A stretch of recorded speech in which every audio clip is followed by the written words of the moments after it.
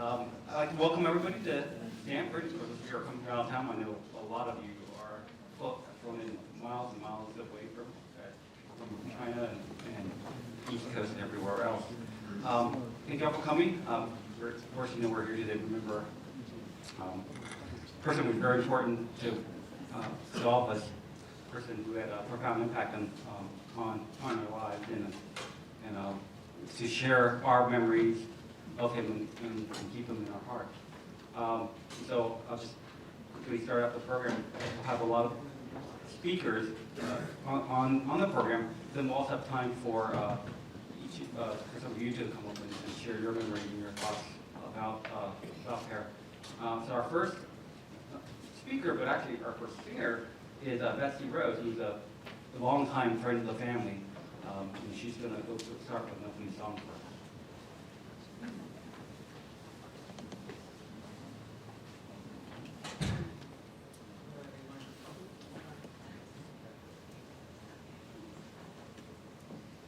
Hello. It's good to be with you. My husband and I go back a long way with Per and Elaine, and Elaine asked me if I would sing this song that I wrote after my father's death. And I spent a great deal of time with him. It's called Simple, Simple Love.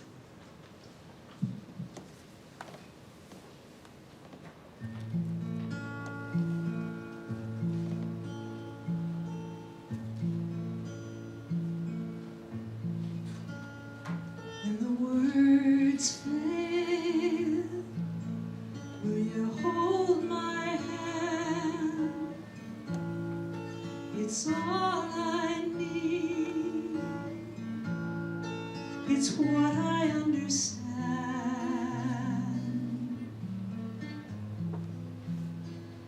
When the night comes, will you stay with me?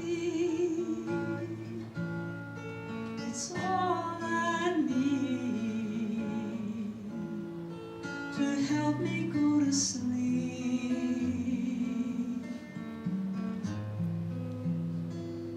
Oh, simple, simple love. It's all that's left of us when everything has turned to dust. I'll put my trust in simple, simple love.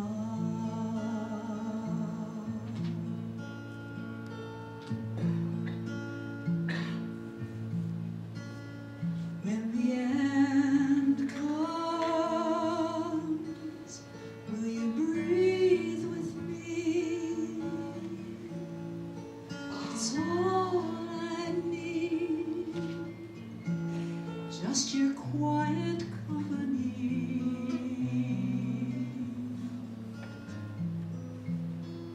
When I'm gone from here, will you still sing my song?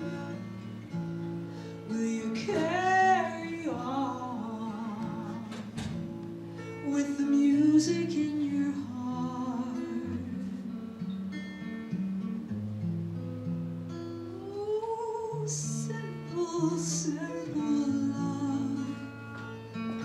Hold me one more time, though I am leaving you behind. I'm leaving of simple, simple love. Though everything will turn to dust, we'll put our trust in simple, simple love.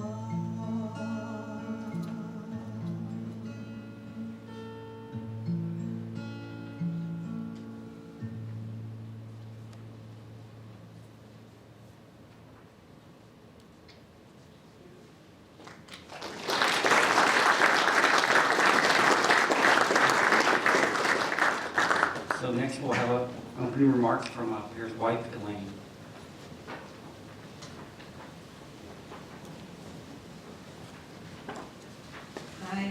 welcome you all to Pear's celebration of life.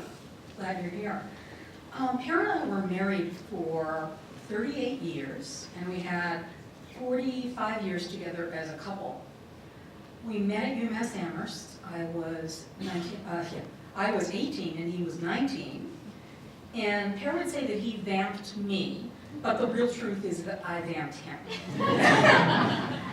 When I met him, Pear liked to party with friends. I was a somewhat serious student. And so then I introduced him to the library, and I'm not sure that he had been in the library yet. So, Pear's most unique job while in college one summer was he was a straw boss in a tobacco company that grew tobacco that was used as the outer wrappings for cigars. It was hot, long days, and he would come home just wiped out at the end of the day. So we graduated from UMass, and we both worked 2 years, and then we were accepted as grad students at the University of Illinois Champaign-Urbana. We got our master's degrees, and then Pear ended up going on to get a PhD in Extension while he was working in Massachusetts. So one time when we were in Illinois, we had some event that we were going to in Chicago.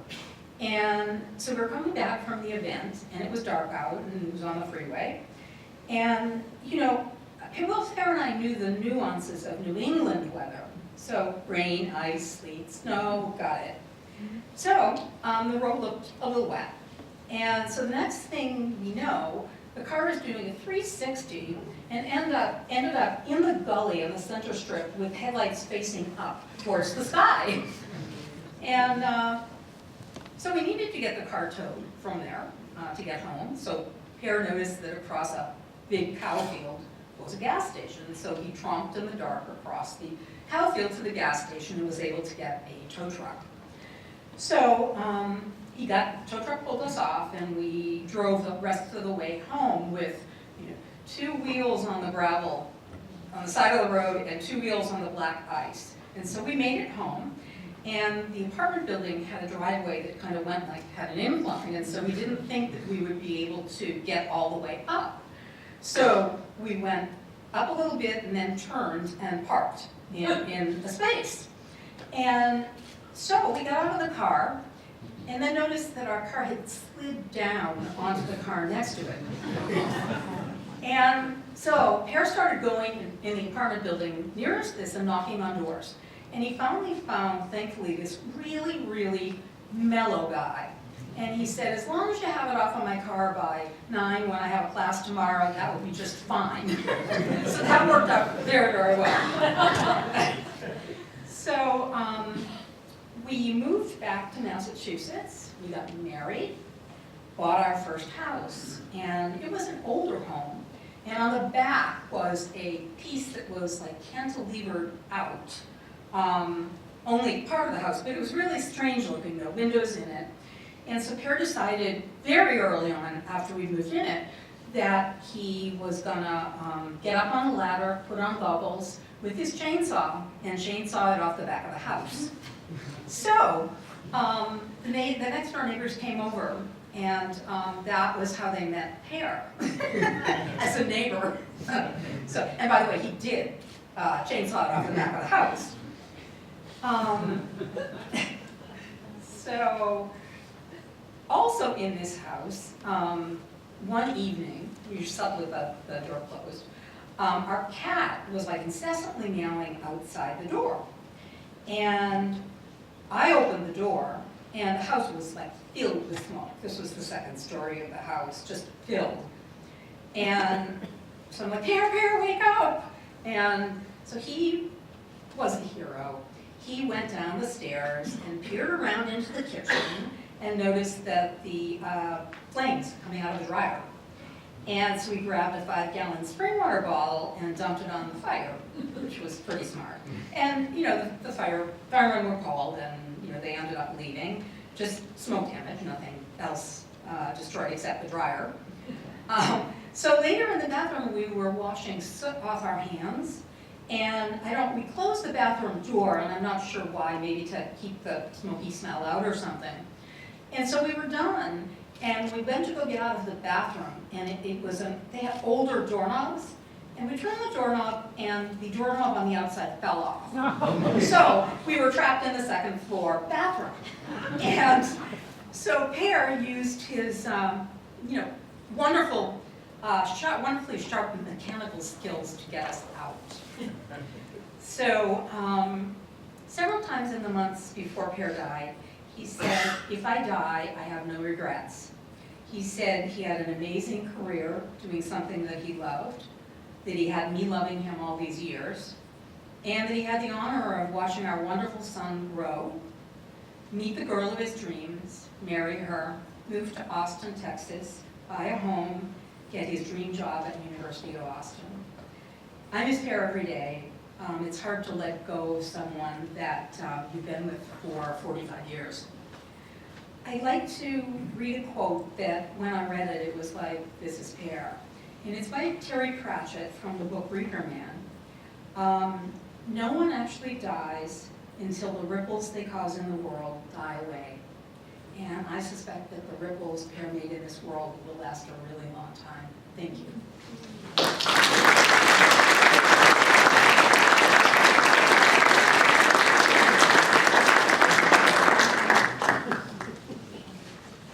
So next we'll have Per's son, Nick, give his words.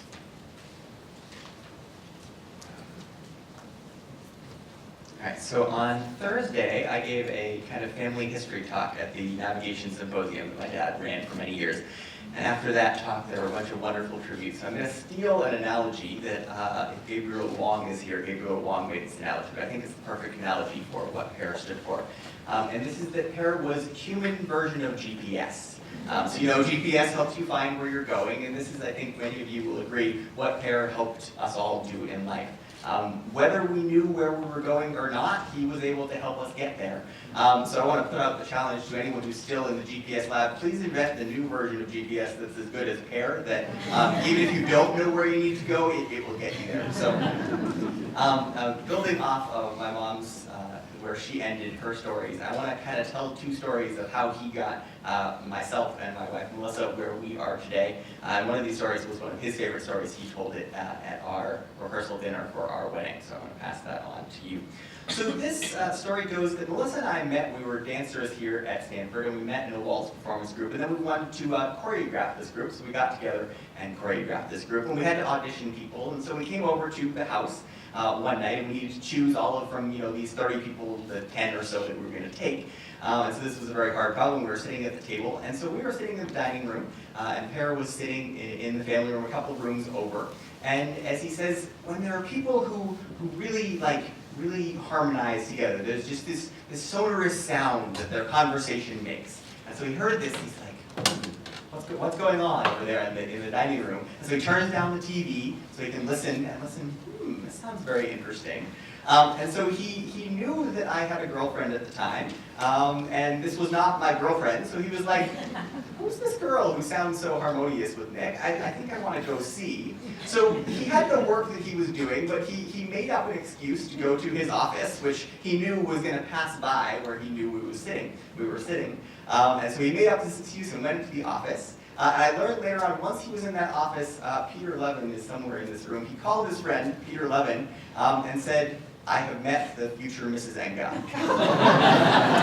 Just from hearing us talk for 5 minutes, I have met the future Mrs. Enge. And then he reports that he spent an appropriate amount of time to do some work in his office. He was just standing there.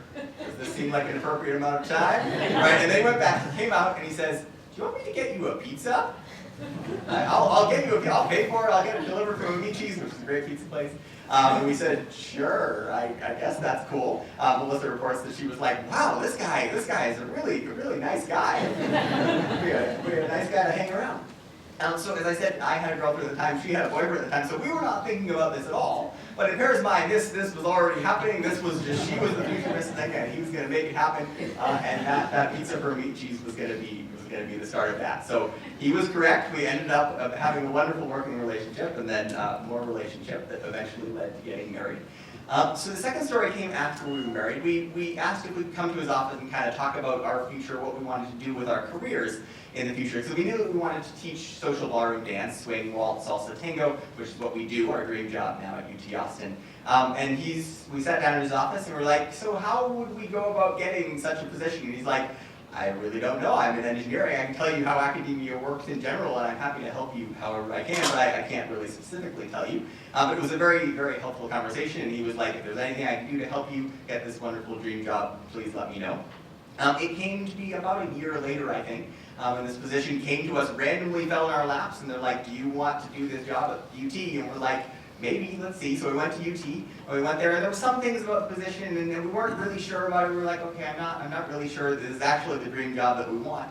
And so we went back to him, and we were like, okay, we need to go to the human GPS, the guru who will tell us what to do. And so we sat down on the couch in the family room where he had first listened to us. And we said, well, there's this position, and they're gonna let us teach social dance, but we're not sure about it for these reasons.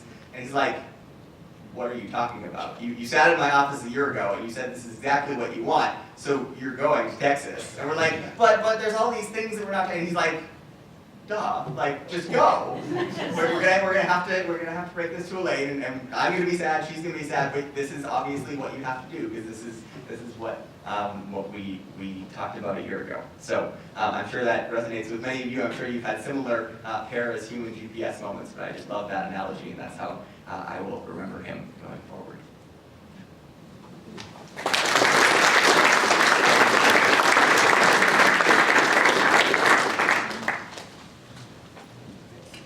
Probably some stories from earlier on in Pear's life from Pear's younger brother, Eric.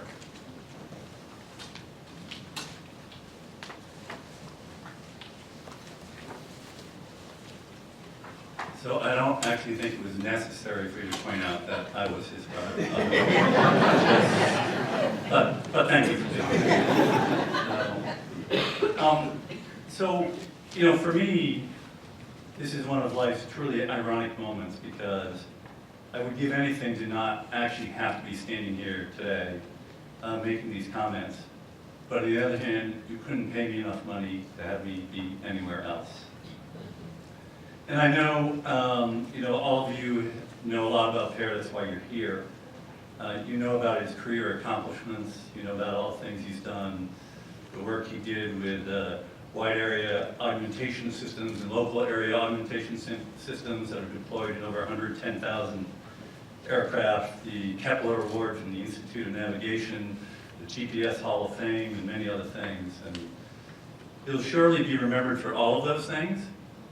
But I actually want to share with you what I'm going to remember. So I remember that my older brother allowed me to play baseball together with him when we were both in elementary school and then into junior and high school, and his friends, the George Washington School in Winchester. You know, not all brothers who are 3 years older than you let you do that, right? That's not actually a given. And we actually learned how to run two different ways during those joyful summer afternoons. So for one, I mean, to avoid being thrown out running to a base, because that's the point of the game after all. But then once in a while, one of us would hit a home run, and then some of those times, we'd be sitting there and we'd watch the ball sailing towards the fence.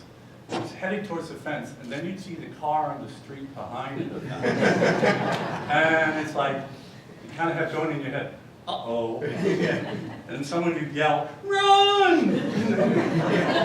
So we ran much faster in that scenario than we did when we were trying to get to the base. But I also remember when he got osteomyelitis. It's a bone disease, it's some referred to as Mickey Mantle's disease. The initial diagnosis was actually bone cancer, and based on how far the damage had progressed, that was basically a death sentence at the time. And there were a terrible couple of days, but there was such great joy when we got the revised diagnosis that it was osteomyelitis and not bone cancer. Not an easy recovery, but, you know, manageable. I also remember when the real cancer came the first time. He was already dating Elaine at that time. And I remember how grim it was and how hard the chemotherapy was on him. And I remember and will never forget the strength of the person that stood beside him through it all, and that was Elaine. And I'll never ever forget that, Elaine, or how you stood to him, by him to the very end. I remember when Nick was born, went to the hospital to see Per and Elaine and to meet Nick. Per gave me, with great joy in his face, Nick to hold, and then laughed and cackled at me as I was like, what do I do with this alien object? You know, and I nearly dropped him, of course, but anyway, fortunately I didn't. I remember the first Christmas after my mother died. We were at Per and Elaine's house in Groton, a wonderful place out in the country. And here we were dealing with Christmas, and no one was actually in the Christmas spirit at all. But Nick was a toddler at the time, and he single-handedly lit up the room and carried the rest of us along with his total joy at the event. Nick, you literally saved Christmas. This is a fact. I remember for many years in a row, I would get together with Per for an annual vacation, just Per and I. And for several of those, we went skiing at North Star in Lake Tahoe, rented a ski-on, ski-off chalet. We always had an amazing time. I remember his passion for his work, how it drove him to keep inventing and creating and doing things. And with that, I also remember just how accessible he remained to all those who wanted to learn and be mentored. He was so much like his father, Harold. I remember his infectious laugh. The countless times we'd get into absolute laughing fits together. They seemed like they would never end. Those of you who had the good fortune of getting close to Per, you know exactly what I mean. All right? I remember his last full day at Fordham Way. Elaine was there, Nick was there, Melissa was there, Peter was there, I was there. Other good friends were coming and visiting. It seemed like a day-long party. He was smiling pretty much the whole day long. It was wonderful, and to have played a small part in giving him that, I'll never forget it. I remember that last night, Peter, where are you, Peter? Put up your hand. Peter, over here.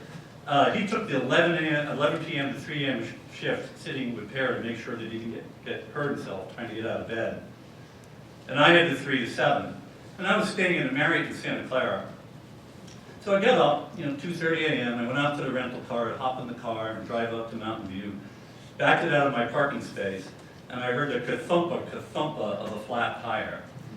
I mean, it's 2:30 a.m. in the morning. I'm on my way to relieve Per's lifelong best friend Peter from sitting at his deathbed, and I get a freaking flat tire. I mean, you gotta be kidding me, right? And then I remember sitting there during my part of the night shift, working away at something on my computer. Around 6 a.m. in the morning, I heard him say, "What are you working on?" Unbelievable, ever curious and ever gentle to the end. And I remember being there at the moment he passed. Another one of those truly ironic life moments. I would have given anything to not need to be sitting there with him on that April 22nd day. But once again, you could not pay me enough to have been anywhere else. It was the last gift I had the honor to give him, and I will treasure it always. But mostly, I remember Per. Love you, bro. Always will.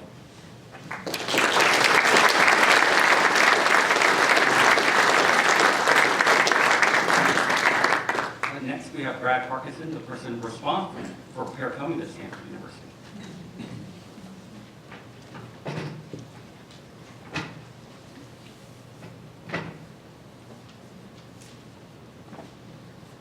Didn't realize there's a distraction here. These pictures come up right in front of me. So a wonderful set. Nick, you had a lot to do with that. I'm Brad Parkinson. I'm a recalled professor of aeronautics and astronautics at Stanford. And I had the great good fortune to sponsor Per as a visiting professor. Fortunately, as Bob Cannon used to say, one thing led to another. And he and Elaine never left. I think you had some influence on that, as I understand it. So we're here today to celebrate the life of our great friend and colleague. I think we humans sometimes do not fully appreciate things of value until they're gone.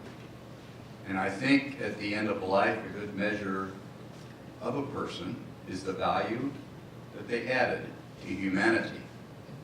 And by that measure, I would give Per Christian Enge an extremely high score, a world-class score. So among us, once we had a wonderful, warm-hearted Viking named Per, a person of great value. Alas, he is no longer with us, but his impact and fond memories persist. As an engineer, he forged new ground. He did new and useful things for humanity. Those new things range from his critical contributions on the FAA's WAS, working with Todd, who's here, and to precision landings of airplanes, even to GPS-guided snow grooming equipment, some Norwegian connection there, which he pioneered with Guttorm. I don't know if Guttorm is here, but he was, there he is, another Norwegian. So, and for Stanford University, he was just a great teacher and mentor, as his many outstanding students would attest. But as a human, he showed the greatest of traits. He was sensitive to others and had great integrity. And we should never forget his wonderful sense of humor and his infectious laugh. And it was indeed a great honor to call him our friend. So we must not forget our friend and colleague. And so in thinking about this, I decided to dedicate a living memorial for future generations in his name. You have heard the song, The 12 Days of Christmas. In it, they mention a pear tree. I would like to change the spelling to P-E-R. So I have planted a Per Enge tree in the high Sierras. And right now it is already flourishing, but it's only about 2 feet high. But it is a giant sequoia. And like Per's accomplishments, it will rapidly grow, absorbing carbon and being admired by many. Giant sequoias are the largest living trees on the planet, but this one is a special kind of giant sequoia called a silver sequoia. Just like Per, it is a very rare subspecies. And appropriately, I think it may be the highest giant sequoia in the world. It is planted at 7,626 feet. Guess how I figured that out. In a few years, it will be growing at over 3 feet a year, just as the many facets of Per's life continue to expand throughout the world. I have planted it in a sunny spot, and I have carved a sign, and it says, Per's tree. I hope it will be there 1,000 years from now, and it will continue adding value to humanity as much as Per's contributions have also added value. And I hope someone will look up at that magnificent tree and wonder about its name. Well, the name of Per Enge deserves to be remembered a very long time. And to Elaine and Nick, in a sympathetic way, we share your loss. Please come and see the pear tree in Bear Valley. And please know that Jenny and I, as well as all of Per's students and colleagues, will never forget him and his accomplishments, and the pear tree will continue to remind me of him. Thank you.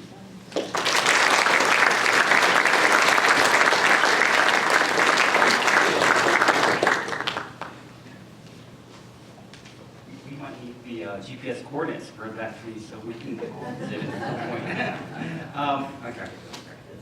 So our next speaker is Professor Charbel Farhat, who had worked with Per, and he's the department chair of the aeronautics department.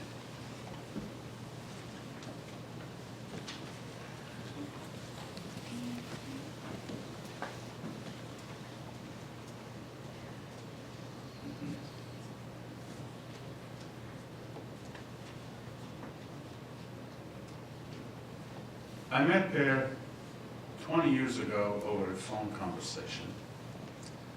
I was the chair of an aero department in Colorado, and I was about to hire somebody from his group. So I called Per, and before I even could ask anything, I heard this long, hello. Never met him before, I was already intimidated. So I told him that I'm asking information about this person. And his answer was, well, you have good taste. I got confused. So we carried the quiproquo for a few seconds until I understood that he told me, well, you must be a busy man. You have a good taste is all that you need to know.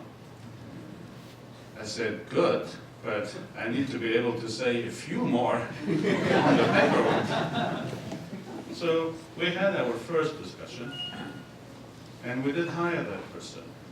A few years later, Per visited, and I wanted to have some discussion about GPS, but we ended up talking about buying or not a Corvette for Nick. I can't remember how we ended up in this discussion, but when I came to Stanford, he kept reminding me about this Corvette. Anyway, about a year later, I was about to leave Colorado to come to Stanford. So I called there again. And this time I told him, I have a good taste. We were just hiring yet another person from Per's group and his own student. And he said, oh no, I have a far better taste than you because I just listened to XCOM. I had no idea what XCOM was until I came to Stanford, and apparently he sat on the XCOM where my papers were approved. So I came to Stanford, and somehow I ended up in Aero. And Per's office was just across my office. It was very difficult to have any conversation with my students because all we could hear is Per's laugh. I would close the door, it wouldn't make any difference.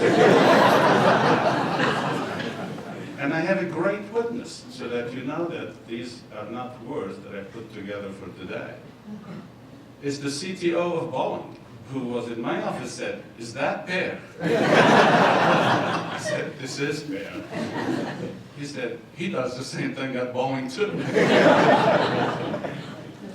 But let me say something about Per that really touched me very much. He came one day to my office and he asked me quite a bit about some work that I had done on a Formula One car. And during the conversation, I saw him taking notes. I was pretty intrigued. Why would he take notes? And I asked him, why are you taking notes? He said, it's a habit. I said, fine. So we talked. We ended up discussing trading white wine versus red wine. Yes. And we really traded about half a dozen bottles. Everyone that someone will give him the wine that he didn't like, he would bring it to me to say, can you give me one that I like?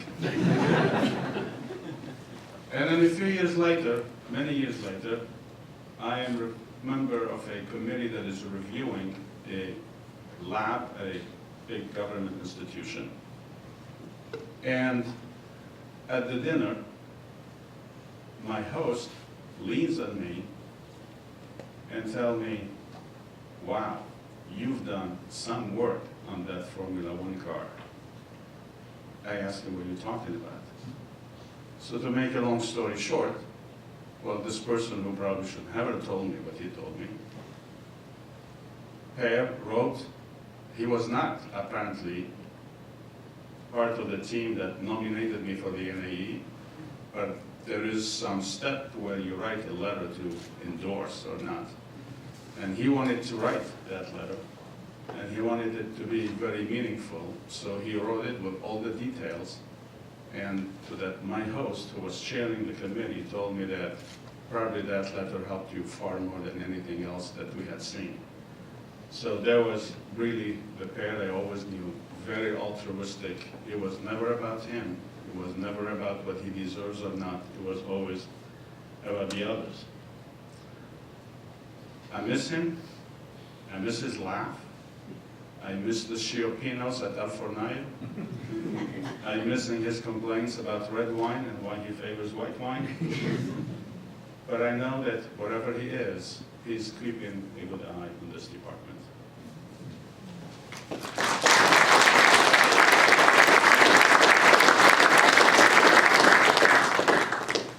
Next, we have Pratap Misra. Right back there.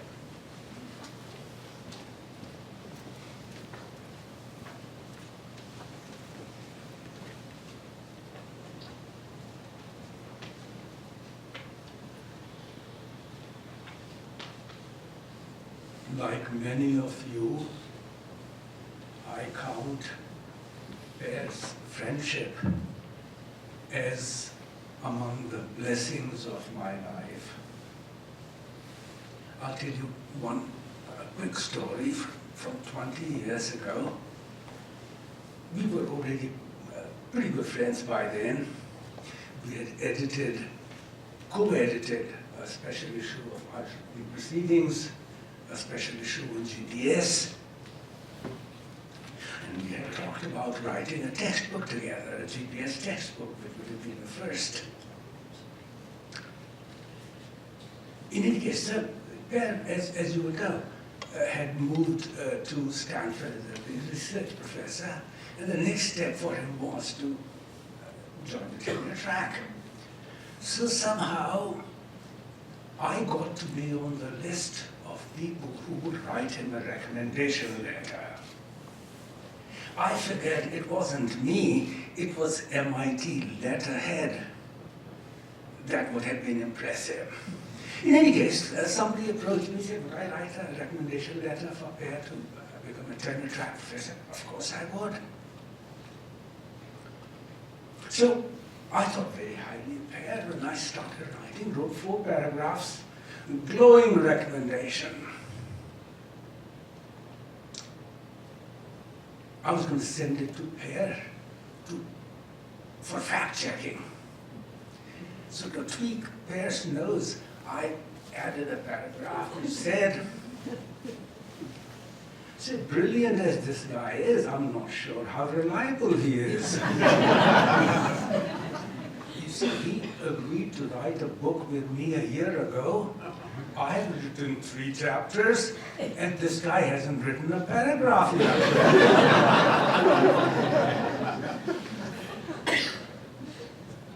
So Per wrote back, and he said, the first 4 paragraphs of your letter brought tears to my eyes.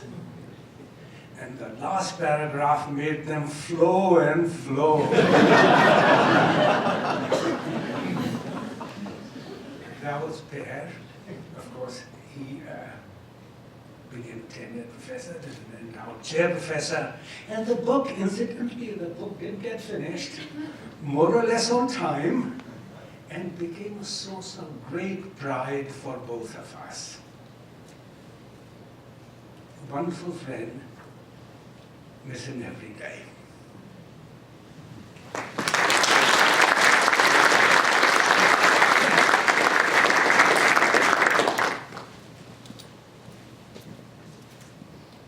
Next, we have a longtime friend of Pear's from across the bay, David Stark.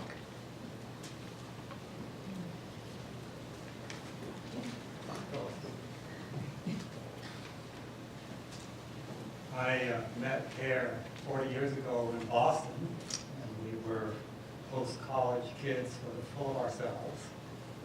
And I was a little jealous of him because he had a fancy house and an important job. He thought I, like most Americans, was kind of lazy. The thing that first tipped me off to Per's reverence for nature was in that house he would take walks around the woods and describe to me later how he would say to the trees, "Excuse me, I'm sorry, how are you?" And my love for him sort of crept up on me, as Per does. It was when he moved out to here that we started having regular weekends in Point Reyes and meet each other for coffee. And I could always rely on two things happening. One was what people referred to before as we would laugh until tears came out. And the other is that it's a feeling. He had my back in a way that I've never experienced from him. The last thing is that 6 months before he left, playing Nick, he shared with me that he loved you completely and was really grateful for Eric referred to this, your incredible caring and stability throughout the difficult times with him. And Nick, who was, whether you were talking or not, he was always happy just being with you, having you there. He's my friend and I miss him.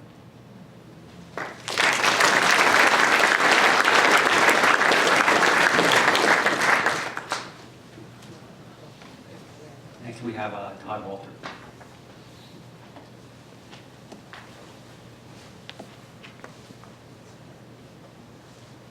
I first met Per 25 years ago, and I think it was the most fortunate year of my life. This was the year I finished my PhD, the year I married my wife, and the year that I met Per, and also I was hired at Stanford to work on what became the wide area system. When I first took the job, I figured, 2-3 years, how long will it take to get GPS into airplanes? But here I am 25 years later, and the real reason behind that is Per. I think the more I got to work with him, the more I got to know him. I realized it would be crazy to leave this job and try and find a better situation to work in. Per brought so much joy to the lab. It was important that we did good work. That was always very paramount to him. But it was also very important that we had fun while doing it. And everyone mentions this laugh, and you mentioned Per is the human GPS system. Well, the laugh was another part of that GPS system, as everyone knows, and it's been mentioned. But in ION conferences, the large room, we have a big, huge exhibit hall where in our heyday we had close to 3,000 people. And usually I would desperately need to find Per, and you enter the room, and of course, so many people, there's no finding him, so you just stand still for a second or two, and all of a sudden, that laugh would ring out, because how long could he go before he'd laugh? With a group of people, it couldn't be more than 30 or 40 seconds before that laugh would erupt, and you could home in on that. And I've heard from so many people that's they use that system too. That was the Per location system. So I think that's part of it. One thing I always enjoyed working with Per is he had the job of going to the FAA, going to other ones, and making promises and saying, okay, here's what we're going to do, and then he'd always come back and say, okay, now it's your job to get that done. and I see that follows in the generation that Nick has handed us that task to now extend that and improve upon it. So that clearly has carried down in the lineage. Per's accomplishments are extremely impressive. The wide area augmentation system, local area augmentation system, differential Coast Guard system, advanced terrain, so many things, so many systems that are going to be part of airplanes, part of ships, part of trains, cars that will last forever. But when I look out in this room, people are here not really because of his technical accomplishments, but because of just what a phenomenal person he was and how much emphasis he put on the personal relationships. And for all of us, he was such a dear friend, as has been mentioned. That was always so important to him. The family, I think, always came first. I would often be in meetings, and he'd be like, "Oh, gotta take this call," and it would be Elaine, and that was always, clearly that was a call, very important, needed to be taken. Most of us, if you come into our offices, you'll find awards. Per has a Kepler Award, Per has a Thurlow Award, fellow, member of the National Academy of Engineering. None of those things are up in his office. It was Nick's drawings from elementary school, pictures of the family. You know, that's where the priority was, and I think it was always very good for us to see that and to keep that as well. That really should be our priority, and I think he really emphasized that for us. You know, if we had our own families, that was always very important to him to find out, you know, how we were doing, and emphasize that. And another key thing for him was the students. You know, I think the students and our whole group was another family for him, and I think took such great pride in the accomplishments of all our students. So mentoring them, teaching them, getting them on to, many of them have become professors, and now there's grad students beyond that that are always part of the family. And he's always been such a touchstone, I think, for me to look and say, you know, I still use that today. You know, what would Per do in this situation? That really guides me today. And like everyone here, miss him terribly. Thank you.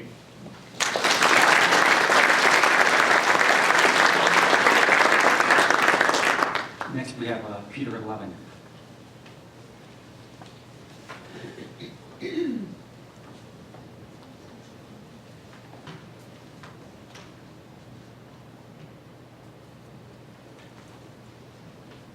So I want to start by thanking Elaine, Nick, and Melissa and Eric for allowing me the opportunity to celebrate the life of our most glorious Viking. It's a blessing and an honor for me to be before you today. Elaine asked me to share a few stories that reveal Per in a way that others may not know, and I have a few of those. I'd like to start with Per's father, who was a physics professor at MIT, and he worked with Van de Graaff on the high-energy devices that produced the ion beams used in radiation therapy for cancer patients. When I first met Harold, he told me how proud he was to have contributed to the science that saved his son's life, now almost a half a century ago. Per told me that Harold had never mentioned that to him, and he was deeply connected to and deeply influenced by his father. And I remember exactly the look that he gave me in that discussion. We were standing outside of Atwater, Kent, and we were working for John, and when we were becoming friends, and he said, "This will be our secret, and it is good that you know." And only Per had that look. Only Per. Another story from Harold. In the fall of 1989, Per invited me to the house on Sevago Lake. The weekend they were closing it up for the winter time, and our job was to get the boat out of the water with a mechanical winch and a strong metal cable. I broke the winch, it wouldn't turn, and then Per tangled the cable.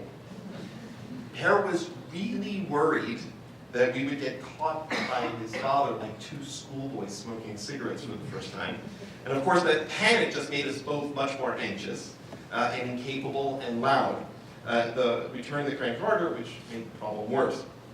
Harold came down to the shore to see what the commotion was all about, and with another patented Enge look, this one of silent disappointment, familiar to all of us, he firmly took over, not to say pushed, although I think I could say pushed, our hands out of the way, untangled the cable, and with the strength of two men, turned the winch. He pulled the boat out of the water all by himself. Without catching our eyes, he turns around, walks back up to the house. We're seeing pictures of the house here today. I haven't seen them for years. With a sort of, "You and your derelict friends" look. Per glances over at me and says, "Well, thanks a lot," he wasn't kidding, "for getting me in trouble with my dad." To which I responded something like, "Well, we could have fixed it if you hadn't freaked out." To which he said, "You're the stupidest." To which I said, "No, you're the stupidest." And it was an argument that we never really fully resolved. Later in that same season of our lives, we were together at Per and Elaine's house in Groton on a lazy afternoon working a puzzle with Nick while Elaine was preparing dinner. At that time, these were the only home-cooked meals that I was getting. And that food is the genesis of our still-running gag about cake. Elaine will know. So we're sitting on the floor, Indian style, and chattering and laughing and solving the puzzle with Nick, who's truly the most perfect blend of his parents. And he became irritated and impatient with our fumbling. He couldn't have been more than 4 years old at the time, and gently pushes our hands out of the way again.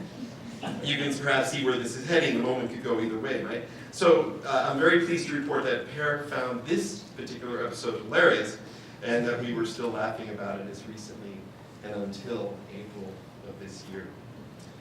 We have heard today some tremendous stories about this life force of a man.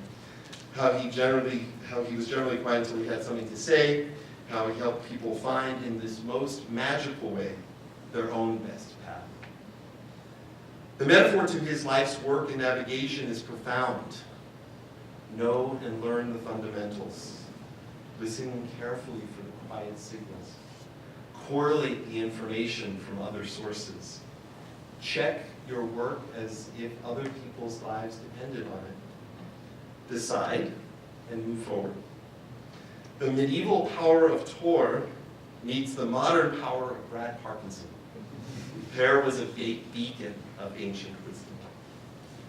When we worked in the same building, we had similarly sized office, but mine was next to Kabe's, who's here, and his was next to a loud neighbor whose voice and laugh was even louder than Per's, and it really drove him crazy and bugged him. So I casually mentioned one day that we should just change offices, that I am personally impenetrable to ambient noise, and it wouldn't be a problem for me to change. It completely caught him off guard.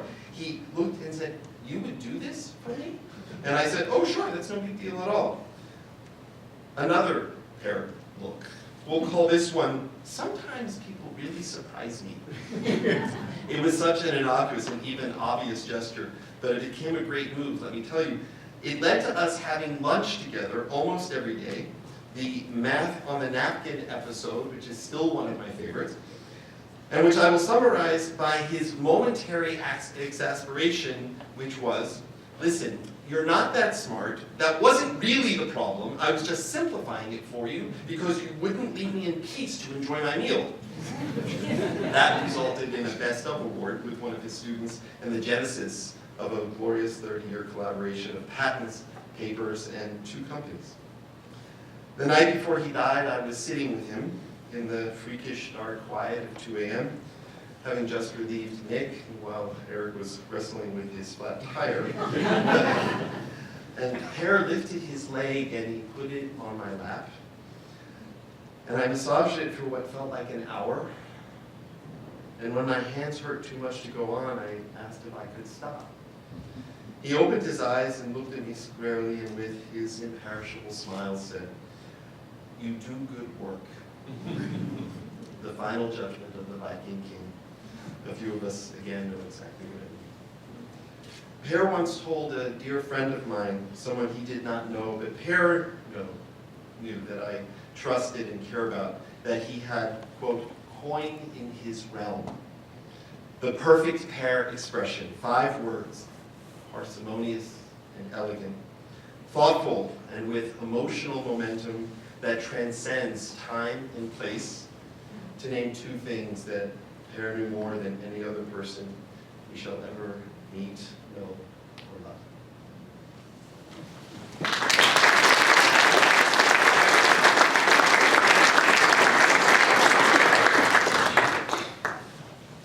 Looks like I'm speaking next.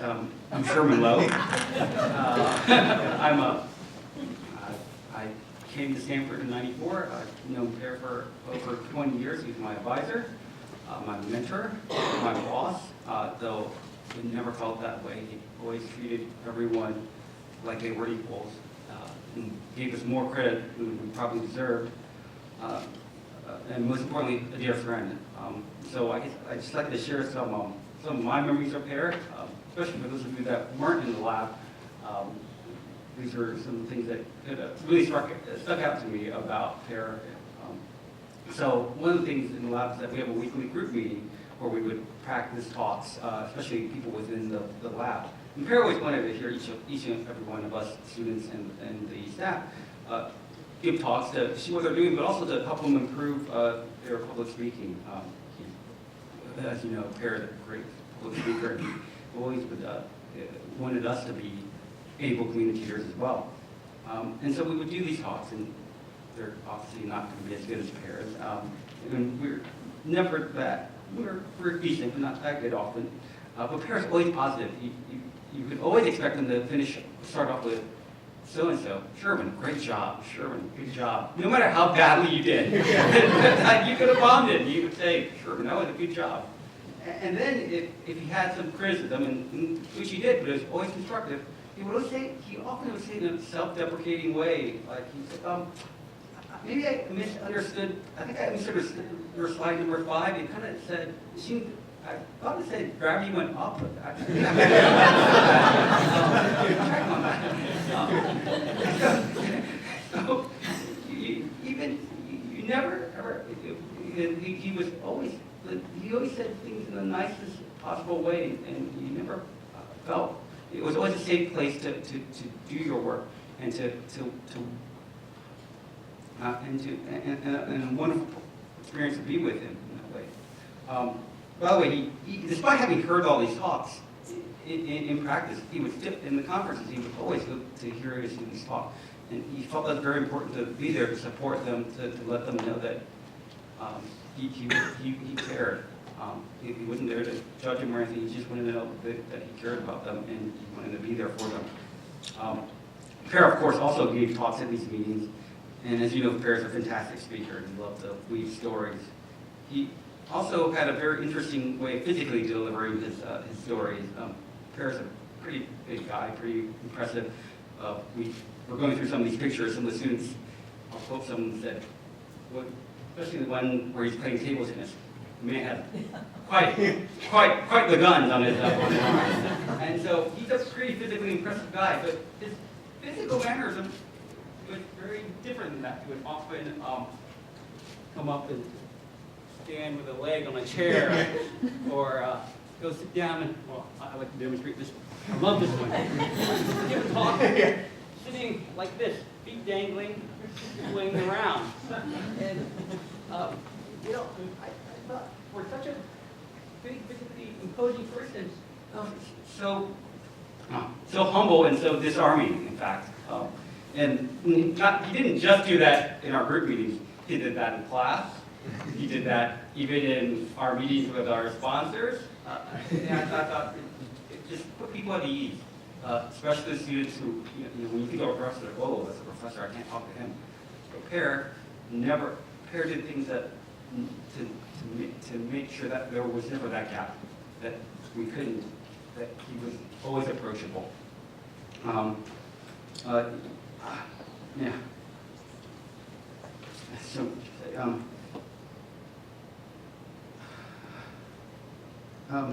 yeah. So, I feel deeply honored to have known Per. He was a great example for us. He cared deeply about his students, his colleagues, and he was just incredibly humble about it. It's only after in passing I've gotten lots of stories from different people about how they wouldn't have done their PhD if it weren't for him. He really stayed in doing that. How he helped these colleagues get their positions or get tenure or these things. And it's so much like Per that you would never know that. You would never know that he just does it because that's the right thing to do, and he deeply cares about these people.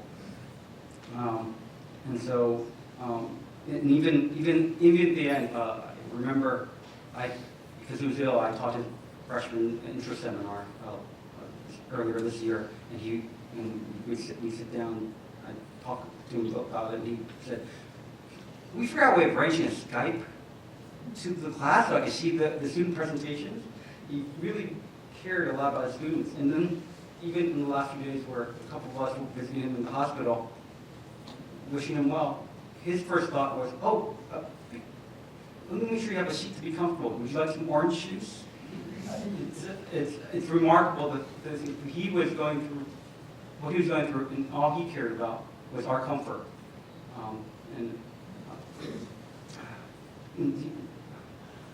And I think the most important part which I coordinated a little with Todd, 'cause I had the same thoughts, that he deeply cared about his family, Nick and Elaine. I've been sat in his office many times in the last 20 years, talking about various things, but whenever Elaine called, he would pick up.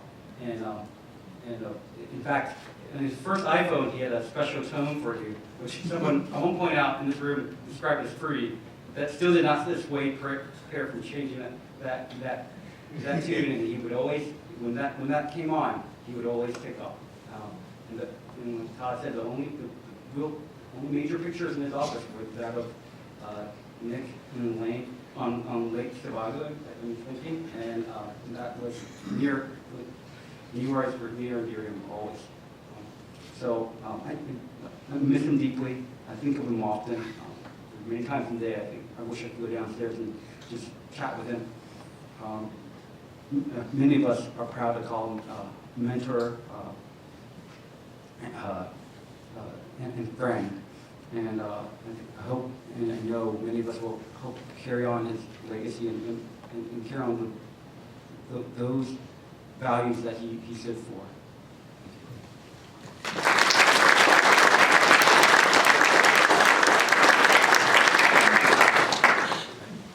So next we have Lou Schreier, who's a friend of the family. Who is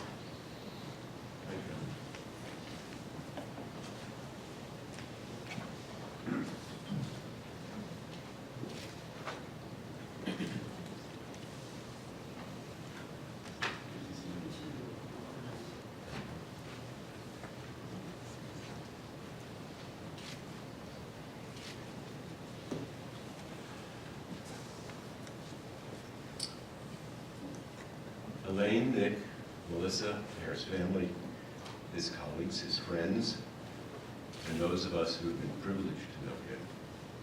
I'm honored and moved to have been asked to say a few words today.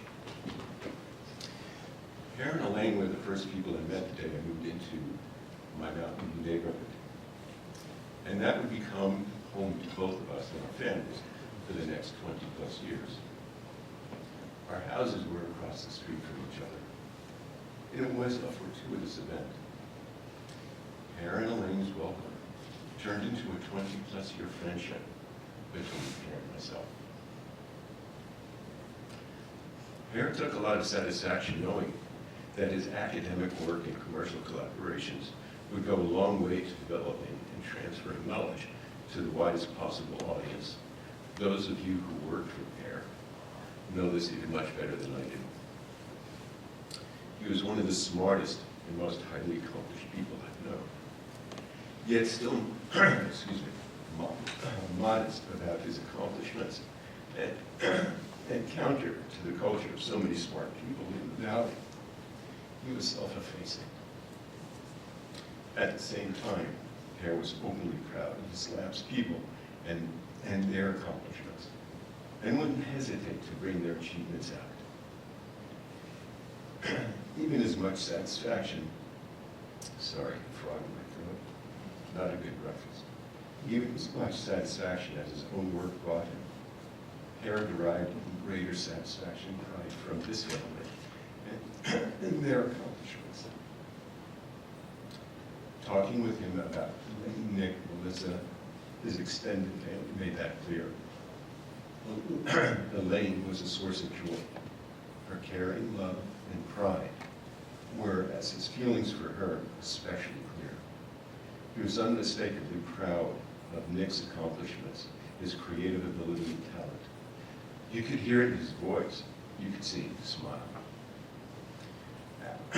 Our relationship included peace for Sunday morning coffees, during which time we would review and repair the state of the world, talk about our families, our work and travel. And we could always guarantee a table because of Pear's laugh. People tended to move a little bit away from us when he let loose. And I have to say it was infectious and really good, because if you know Pete, it's very proud of him.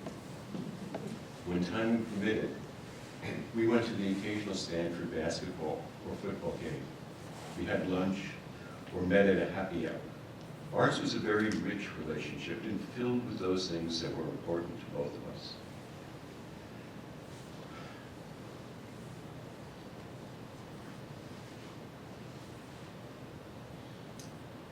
Well, let me skip the steps now. It's bittersweet that we're here today.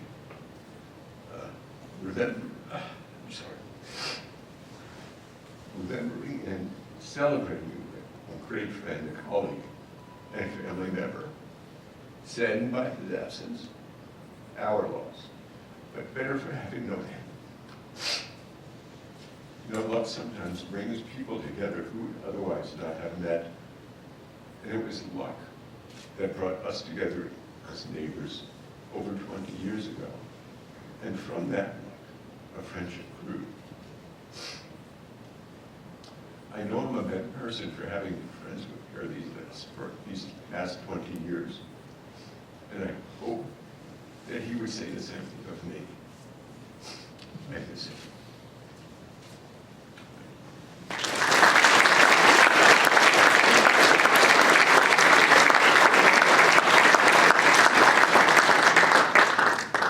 Next we have Dave Powell. Dave, where's that?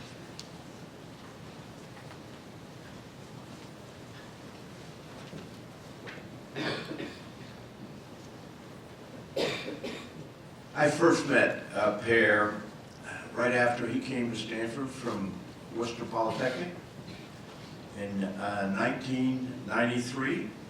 I believe it was a sabbatical when he came.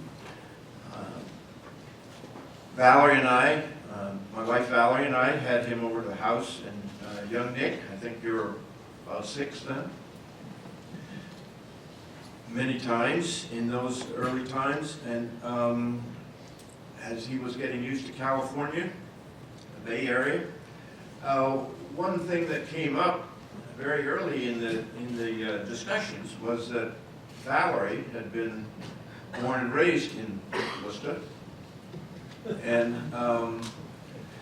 there was often discussions about the desire on whether they would want to go back to Worcester. And it became fairly clear that none of that Worcester crowd really wanted to go back there very soon.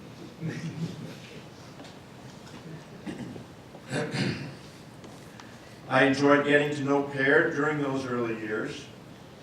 In addition to learning that we had similar levels of hacker tennis ability, I learned quickly that he had a tremendous amount to add to the GPS-related activities that Brad had started just a few years earlier.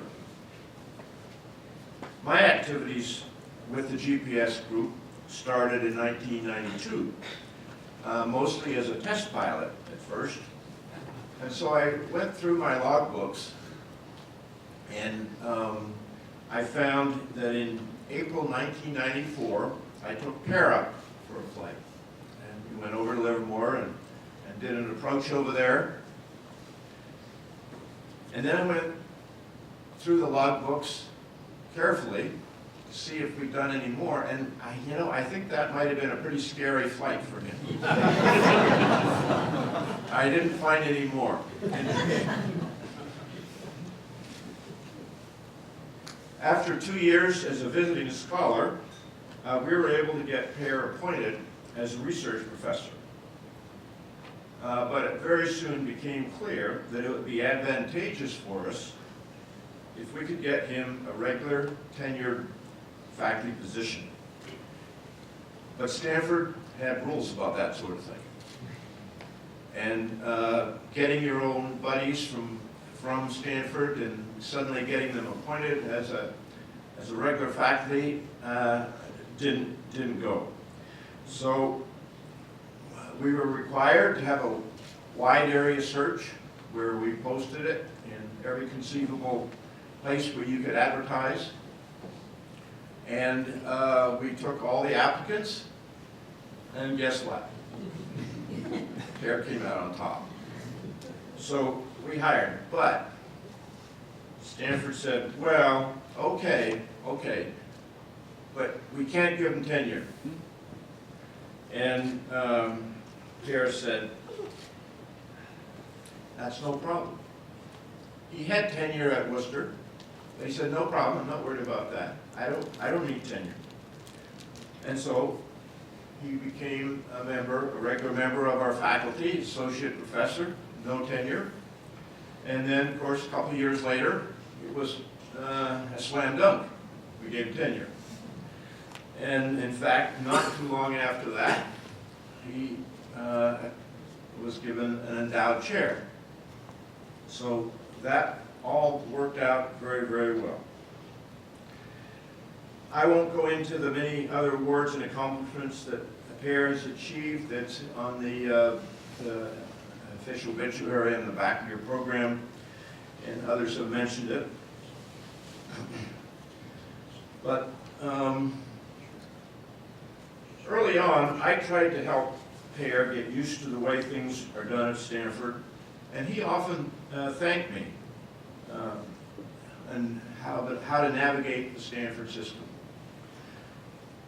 But in fact, he taught me as much or more about how to be an excellent and very, very positive supporting mentor in their work, and how to become better researchers and improve their work.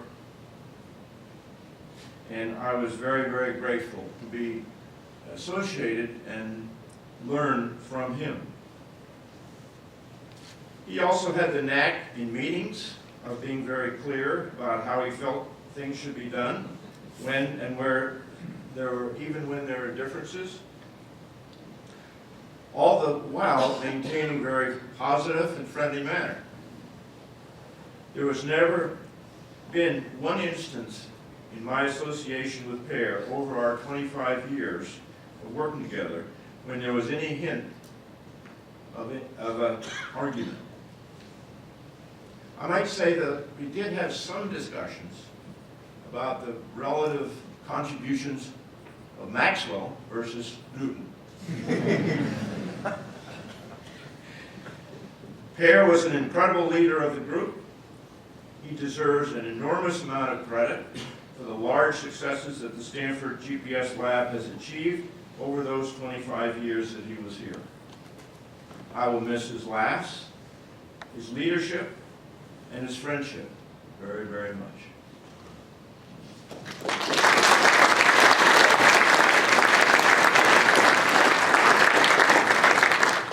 So we have one more speaker who's not on the agenda, but he's wanting to speak. His name is Ken Tedo Wong.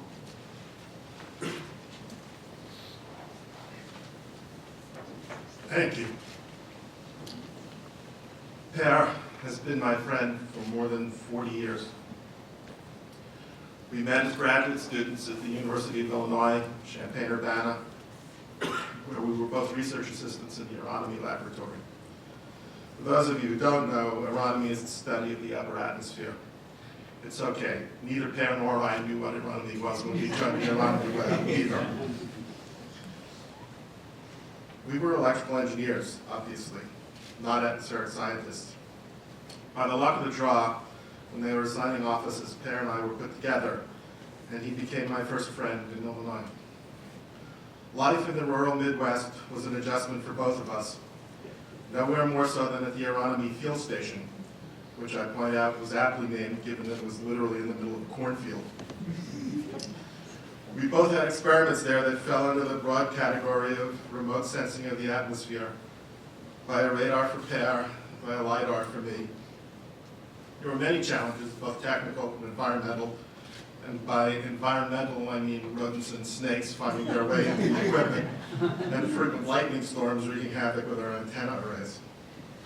There were successes too, including one day when all of the sensors managed to be working at the same time, miracle of miracles, and we were able to make the first coordinated multimodal measurements of mesospheric gravity waves. Just like that, Per and I became co-authors in addition to good friends. After graduation, it was time to find a job, and Per returned to the Boston suburbs where he grew up, and to a job at Megapulse, which specialized in LORAN navigation systems. This was in the earliest days of GPS, and Per soon became an expert, realizing the potential of GPS to revolutionize navigation, and I want to personally thank him for that, because without GPS, I doubt I would have found my way here this morning. This would obviously become his life's work. As luck would have it, I took a job at MIT Lincoln Laboratory, also in the Boston area, and Per became my first friend in Boston, too.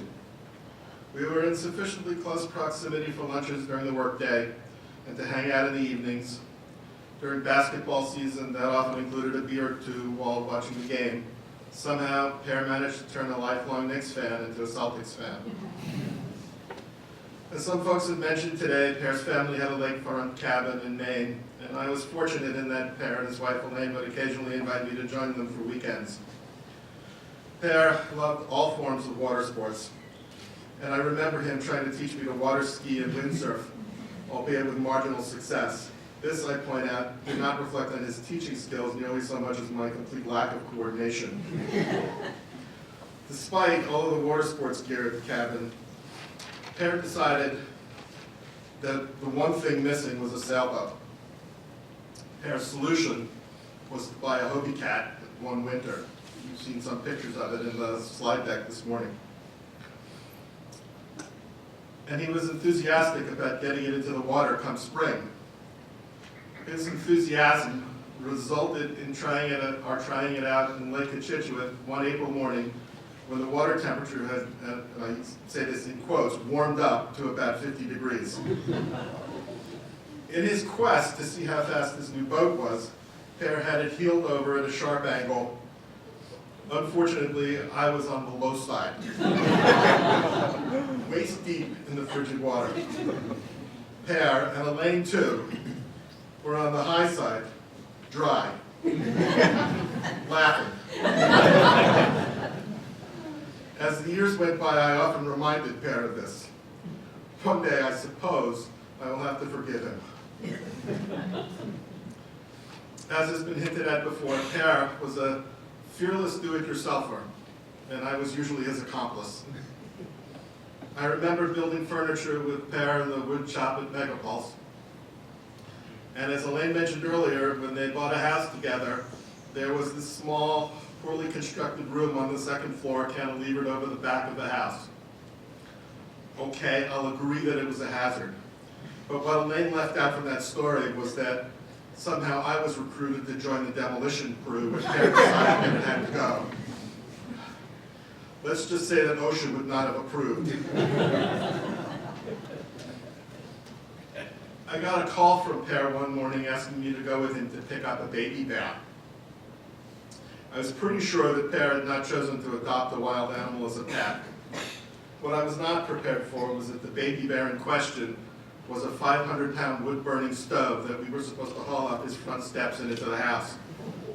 I wish it had been a baby grizzly instead.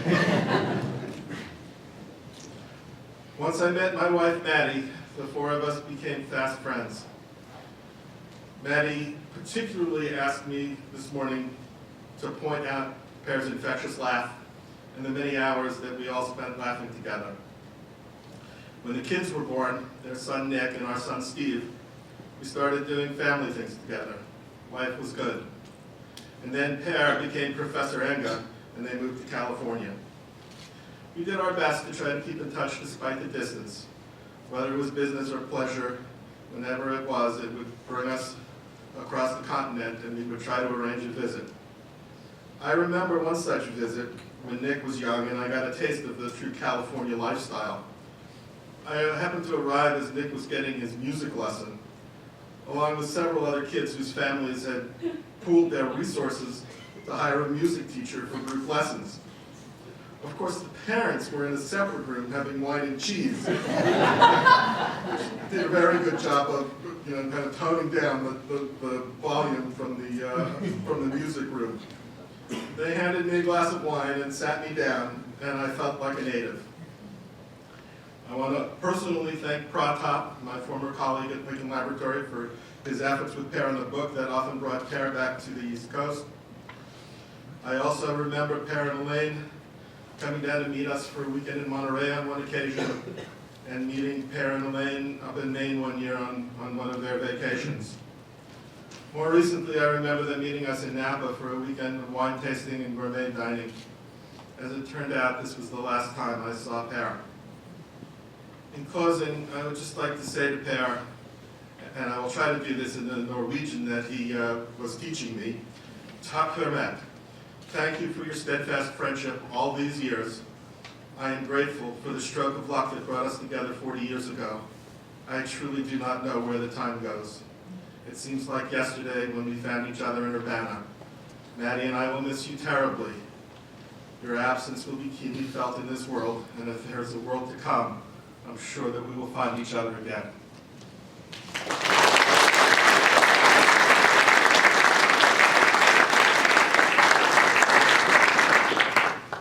So that brings to close the kind of the organized speaker part of the talk. But we do invite people to give if they want you to come and speak up about Per, do a brief story or feelings and thoughts. Just line up behind Todd and do that. I'm sure.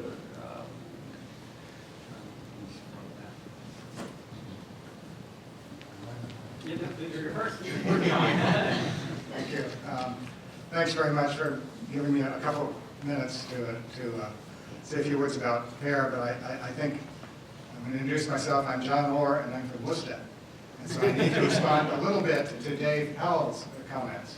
I'd like to say that WPI showed impeccable judgment in hiring Per for our electrical engineering faculty. I was the department head at WPI when Per received the visiting appointment at Stanford. I'm a Stanford alum, and I knew then how hard it is to leave Stanford. Let's concentrate on the positive. Worcester's a wonderful place, but it is very difficult to leave Stanford. Per, as we all know, and we're piling on here, but that's completely appropriate. Per was the quintessential excellent WPI professor.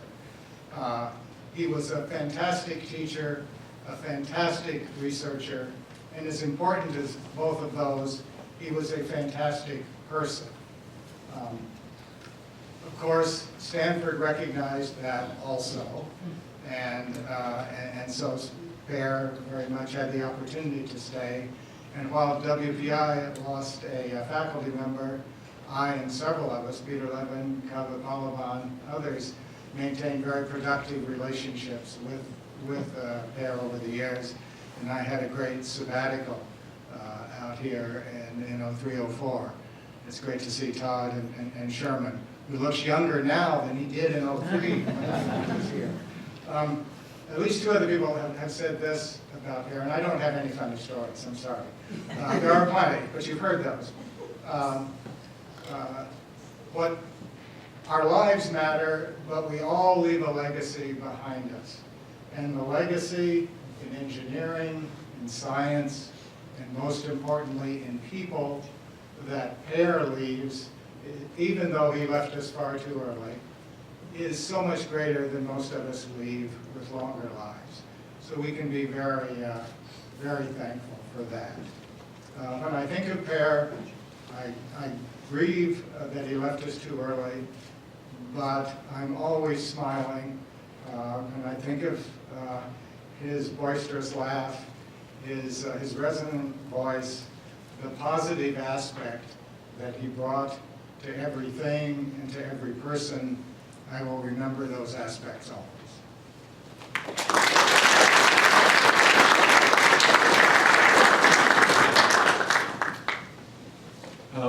I'm Frank Van Diggelen. Per and I taught a GPS class together here at Stanford for 6 years, and I wanted to share with you how I know that Per was an objectively wonderful teacher. I know that because I saw the evaluation feedback from the students each year, and they loved Per, and he was and is a model of a teacher that we can all aspire to. I remember him being so calm and unhurried in his lectures, as if he was involved in a conversation with each student, not a lecture to a room. One of my favorite memories is listening to him. He was sitting on the table just as Sherman demonstrated his leg swing, listening to him explaining to the students why a GPS signal with a higher frequency component would give you better measurement precision than one with lower frequency component. And he did this by singing to the students and demonstrating this in a way that they will never forget. A few years ago, we filmed our class to make an online course of MOOC, and the purpose of that was to share the class with students who would never come to Stanford and spread those ripples around the world. And that course was taken by people in over 100 countries, including Norway, including several people in Bergen, Norway, where Per was born. And now I find myself returning to these videos often to answer questions like, what would Per do? Or how would Per explain this? Now, two of Per's former students, Andrew Nish and Tyler Reed, who are both here, they teach the class with me at Stanford, and there's a wonderful sense of continuity there, and I can see his easy style in them. But I'm sure we all feel the same way, that we've reached this point much, much too soon, and that we should have been here 20 or 30 years hence, and I feel that strongly and miss Per very much.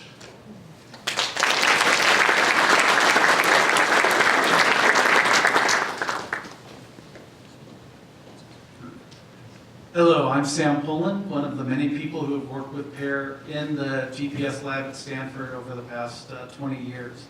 I have a lot to say, but I'll keep this short. There are a lot of people who also want to share their memories. As many of you know, this is a weekend of remembrances. In a little less than 12 hours, a momentous anniversary will pass, the 100th anniversary of the armistice that ended the Great War in Europe. There are very, very few, extremely few people who are remembered personally for their accomplishments 100 years in the future.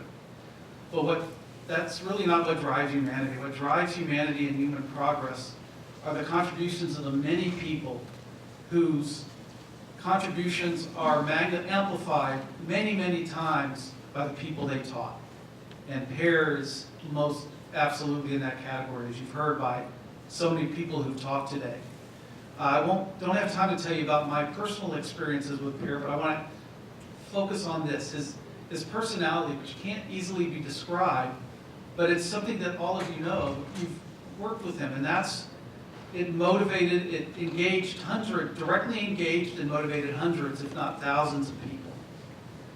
And the way it engaged and motivated me is that working with him, I knew that, Per had unique gifts. Technical gifts, and most importantly, his personality. It was just incredible. I was different. I didn't have those gifts, but what he taught, not just directly, but without saying it, by his example, he taught you that, okay, you may not have my gifts, you may not be able to speak as easily as me or relate to people as easily as me, but you're gifted and talented too, or you wouldn't be sitting in this lab, in my office. What we do, we work together. As you and I, as a laboratory, to do good work, and this good work will teach people and contribute directly, practically, to our country, our society, and to all of humanity. And that's why we're here. And this message resonates, and it amplifies everything he did to the many people he's affected, and the people who decades, centuries into the future, will have benefited from Per without knowing his name. And that's the message I want to leave with you. God bless you, Per. We will never forget.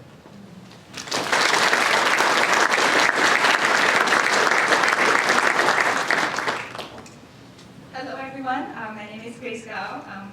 It's getting a bit emotional here. I'm sorry. I was Per's.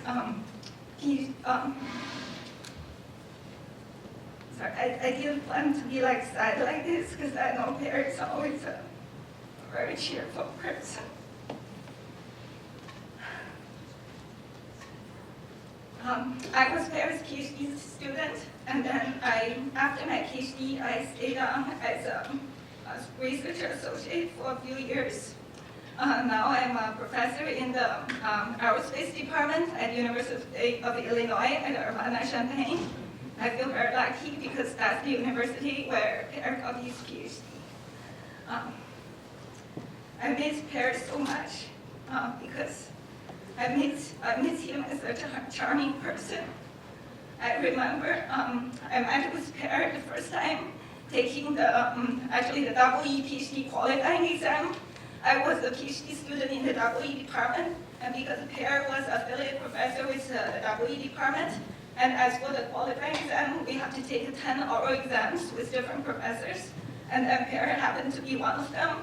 And then he was so charming, the qualifying exam was very stressful, and then all my memory of the qualifying exam with Per was like we ended up laughing so much, and had such a great time.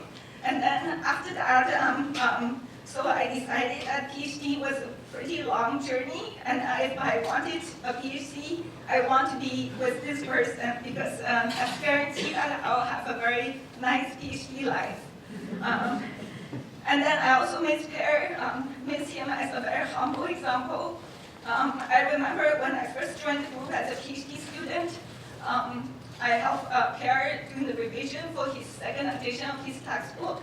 And then after the second edition was published, he gave me a copy of that textbook, and he wrote to my wonderful friend. So I just feel that he always considers me as a friend, not just as a student, so it means a lot. Especially for universities, often we feel like professor is so high up and we're just students. I also miss him, Per for him being a great teacher and showing so much impact. He teaches me not just the technical stuff, the GPS, he teaches me how to become a good researcher, how to become a good parent, and how to become a good professor. And then just look at all these people here, right? I feel that the impact is not just the technology, but also all the people, our human beings, and they will carry along a very long way. And then recently I brought my students to a conference in the domain. Apparently a couple of the students, they were working with some other professor and recently switched to the genesis field. And then they say, wow, this field, they're full of nice people. People are so supportive. This is a very nice field. Like some other field, it could be more competitive. And I was thinking about why, right? And I realized because in this field, we have leaders like a Per, right? Really sets the tone and then the supported the collegial culture of the field. And then I miss him for that. I feel like when I walk on this campus, I always have this feeling like maybe if I make a turn and run into Per, or maybe I could hear his signature laughter from another direction. And then I realized he's not physically with us anymore, but I feel that he's always with us in my heart and in everyone's heart. Yeah, thank you.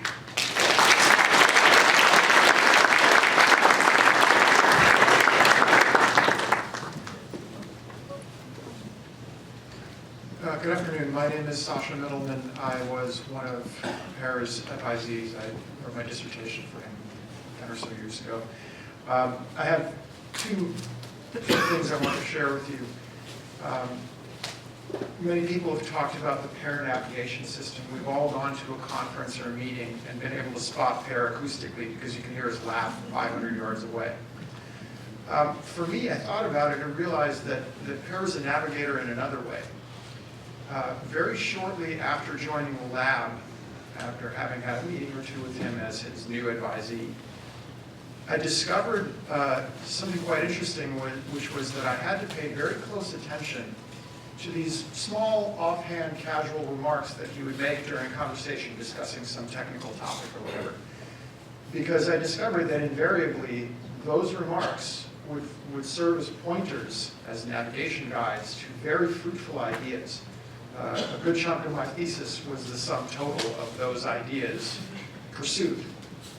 And so Per had this unerring instinct how to navigate people towards success by his technical insights and his instincts about the work.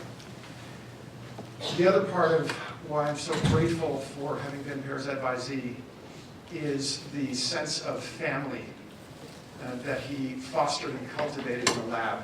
You see this at the gatherings at ION. We always have the Stanford and extended family group at the annual fall meeting in September. Always around here. I graduated in 2004. I would drop by the lab every so often, and I always felt welcome. And what I took away from that is that Per cultivated a sense of family that I have never come across anywhere else in academia or elsewhere, in fact, other than my own family, for which I'm deeply grateful. It is one of the most enduring strokes of good fortune of my life that I, one day many years ago, stumbled into Per's lab by accident. I had been an RF circuit design guy. And it's one of the enduring strokes of good fortune in my life that I was able to meet Per and work for him and consider him a mentor and a friend. I miss him deeply. Thank you.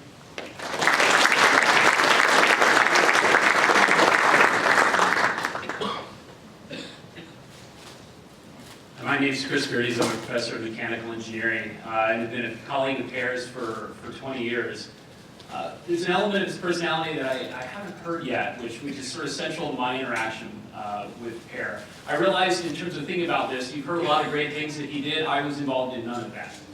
In fact, actually, I have a 20-year history with Per, and actually our only interaction were sort of around these mundane obligations of faculty members, serving on search committees, qualifying exam committees, being on each other's students' PhD oral exams. He helped me organize our automotive center. And so I thought, well, given that that was my interaction with Per, why did he make such a big impact on me? And I thought back to when I was a junior faculty member. When I first came here, I got handed our group's seminar to organize. Now, the first quarter, this was no problem. I had to find a speaker every week. All the faculty wanted to speak and pitch their research to the students. So no problem filling those slots. Second quarter, not so easy. Student motivation was low. I was new to the area, very low Rolodex. So I decided to reach out to Per and see if he would give a talk in this seminar. He said, sure, I'd be happy to do that. So he came to the seminar to give the talk. I usually had to set up the projector. This was 1998, so I need an overhead projector. So the transparencies that people would project up onto the screen. And given that that was a hassle, most people would take a talk that they designed for some other purpose and present it to the students who would sit there sort of sleepily. So Per walks in and I ask him, where do you want me to put the projector? And he says, actually, I have this comedian I've been following who sort of sits up on stage with a glass of scotch and holds it. I'm going to try something different. And so, I didn't have any scotch to offer him, but I had a stool. And so he put a stool up in the front. We've moved everything to the side. He sat there exactly like Sherman was demonstrating at the front of the classroom, and he began to talk about all the intricacies of GPS and navigation, and it was magic. It was absolute magic. And I started to realize, thinking about that, that was what made the impression on me from Per. He took these mundane things, these obligations, and he made them magic. It was a PhD exam that would begin with, suppose you're on a ship in the 1800s. You just dropped your sextant in the water. How are you going to get out of this? These sort of scenarios that had, characters and subplots in his PhD qualifying exams. It made me glad that I could sit there and sort of listen to the students instead of trying to figure them out myself. And so I miss that greatly. I just wanted to share that, and I wanted to challenge everybody here to honor Per's spirit by sort of trying to find the magic in these everyday moments.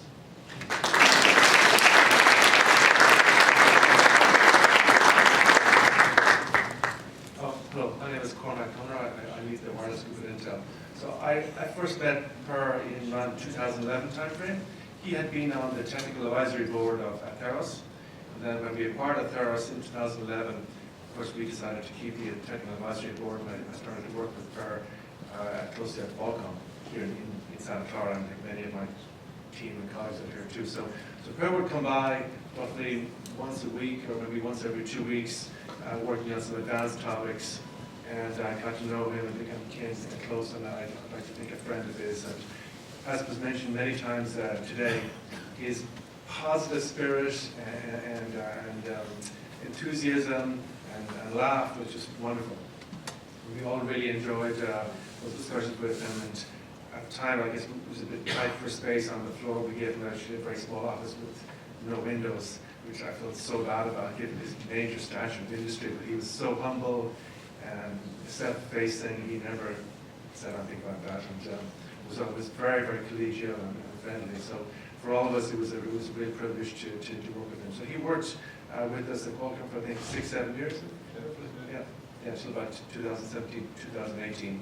And another thing, as was mentioned also, he was a tremendous advocate for his students and the Stanford department. Many of his students joined us.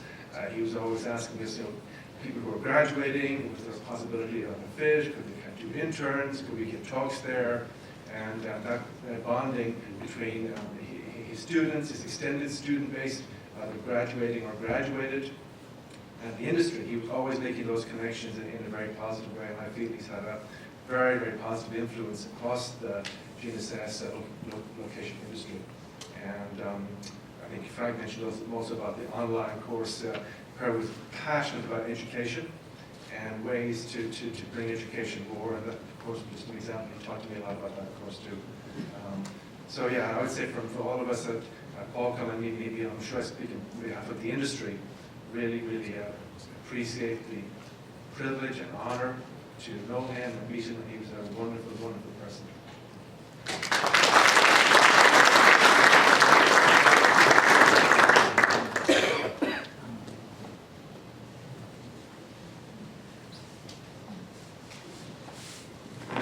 Hello, my name is Lee Boyce.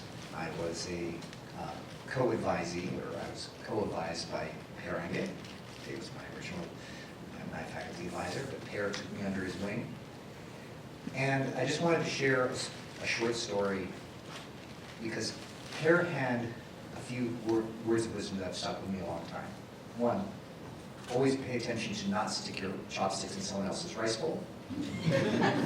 Two, be crisp with your message, so I shall try to be short here.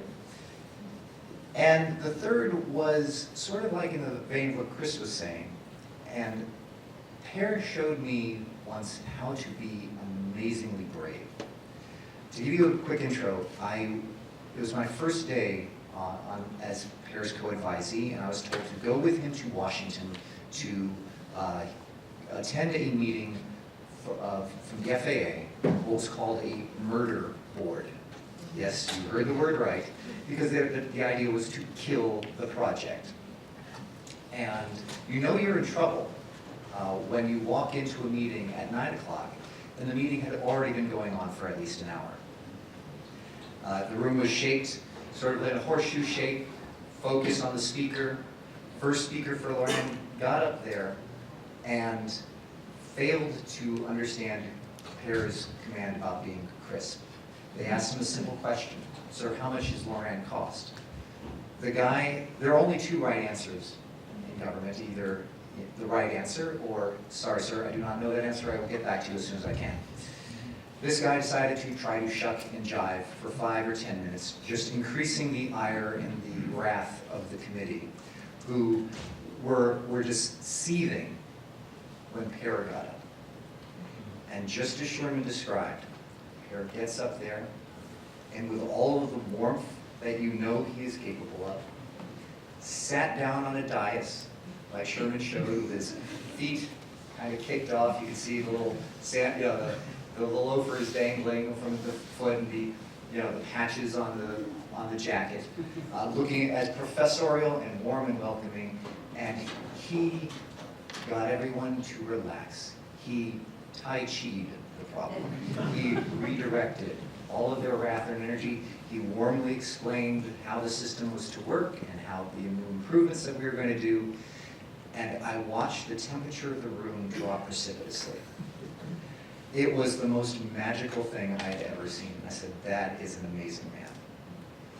And I remember later at dinner, I kind of asked him about this. And he just kind of smiled, because it's what he did. But he let me know that, yes, that was very intentional.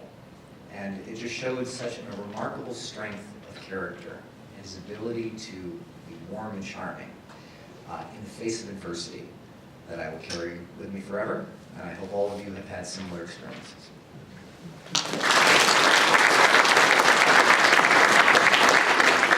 And now the man who, Mitch Naren's here.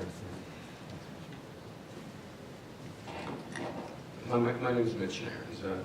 I spent 26 and a half years or more at the FAA, which is where I was fortunate to meet Per. but unlike most people who met Per, it had nothing to do with GPs. I actually met Per because of a fortuitous piece of legislation by Congress. That might sound like an oxymoron. It usually is. But back in '97, thanks to some lobbying by a company up in Massachusetts that used to build big transmitters, the FAA was given $15 million to go study whether Loran-C could support aviation. Well, it was already supporting aviation. General Aviation had already put Loran-C receivers in their airplanes. The FAA, in fact, had spent a lot of money to put Loran stations in the mid-continent. But here was $15 million, and I had moved from automation and infrastructure into navigation, and I was the senior system engineer. And my boss came to me and says, you have two choices. You can take the check and sign the back of it and give it to the Coast Guard, who was operating Loran, or you can do something with it. And that was easy. And that's how the Loran program started. And the meeting Lee just spoke about was the murder board, because people were wondering why we were spending all this money and whether it was really worth it. And it was really a system engineering meeting to figure out what the requirements of Loran were. But that's when I met Per. And we worked on Loran together for 11 years. That 11 years ended in 2008, so I guess for the last 10 years, I've continued to learn from him and his friends and his students and his family. I can stand here and say that I was Per's best friend. You may find that very self-serving, but I think every one of you in this room believes that you were Per's best friend, because that's the way Per was. When I sat in a room with Per alone, whether it was over a glass of wine or in the corner of a conference room trying to mull over what we're going to do about what Congress or some bureaucrat did, last week, it was a genuine, warm conversation. It was, our minds were meeting, our hearts were meeting. We could have grown up together. Unfortunately, I didn't, and I did root for the Yankees. But he was always there. I can't even enumerate the things I love from Per Enge. But I can tell you some of the attributes. I worked in the government for over 47 years. During the time I worked with Per Enge, I used government funding, and I'm proud to say that there are 3 kids in this audience who got their PhDs through Per, thanks to Loran funding. I'm proud of that, but it never would have happened without Per Enge. There were also 3 kids that came out of Technical University Delft who got their PhDs on Loran money. Don't ask how I was able to use U.S. taxpayer money in the Netherlands, but anyway. There's a story that goes through Athens, Ohio. And I would also say half a PhD out of Wales came out of Loran. And again, none of that would have happened if I didn't learn that behavior, if I didn't understand that, thanks to Per. I didn't feel pressured. It wasn't something like I felt an obligation. It just felt natural. And that's the way it always was with Per. It just always felt natural. I found out about Per's passing. I knew that Per was ill. I was one of the few people at the time, I think. Last time I spoke to him, I was down in San Jose for a meeting in February. I called him at home, and we had a very nice, long conversation. That was the last time I spoke with him. But I found out because I got a text message from Montreal because there was an ICAO meeting, and it had just been announced in Montreal that Per had passed. The first thing I did is I tried calling Sherman, and he didn't answer. I called Todd, and I asked Todd, how's Per? And that's when I found out. I can't say I've recovered since that time, but I'm not sure I ever want to recover, because he will always be in my soul. The lessons he taught me will always be in me. And I thank him for that. And I thank his family for that.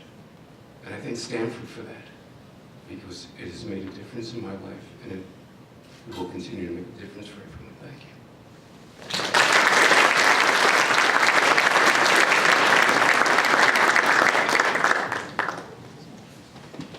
My name is Enge, and I have the privilege and the honor of being Per's first PhD student. I met Per when he first arrived at Stanford in 1993, and I started working with him. And I can say it's been universally said that Per was extremely encouraging. I was in mechanical engineering. I'd done my master's in mechanical engineering, and I was going on to a PhD, which ended up becoming more of electrical. And Per was extremely instrumental in that transition. There were certain concepts, of course, I hadn't been familiar with, and he made them seem very easy. He actually went down to great detail to transition me from being an ME major into an EE major. He was always very encouraging. I remember weeks, I'd meet with him every week, and there would be weeks when I feel a bit guilty, I hadn't done enough work, and I'll just be in trepidation when I'll come to meet with him. And he was always so supportive and so encouraging, and made me feel really good and confident. He inspired that in us. That went out of his way as well to make sure that we got the kind of exposure that we needed. It was because of that that I got involved with the Student the FAA, the Student Signal Design Committee of the FAA. He got me to go out to the East Coast and sit on these committees and get the kind of exposure that was really instrumental in becoming who I ended up becoming. They also worked around the clock to get me into Trimble during one of my internships. It was essentially because of that I got to get that exposure as well. I learned so much from him, not just as a mentor, but as a family man. Everyone has talked about how he kept Nick's pictures and paintings, his kindergarten paintings up on the wall. And over the years, I'd ask about Nick, and for some reason, I always kept thinking Nick was in kindergarten. And he told me, no, they grow up. They also had these strange sayings that up till this day keep ringing in my mind. He'll say things like, we're in violent agreement. And to me, that was quite interesting to see that. The last time I saw Per was a year ago, about this time, at the P&T meeting. I had gone out for lunch. We'd all taken a break from the speeches and gone out, and I got my lunch and sat down, and Peg came, pulled up a chair and joined us. And we had a wonderful conversation. He was just his wonderful, warm self. I didn't know that, I had no idea that he wasn't well. So it came as a deep shock to me when I got the news. I will always hold a special place in my heart. And I thank you, Elaine and Nate, for sharing him with us. Thank you.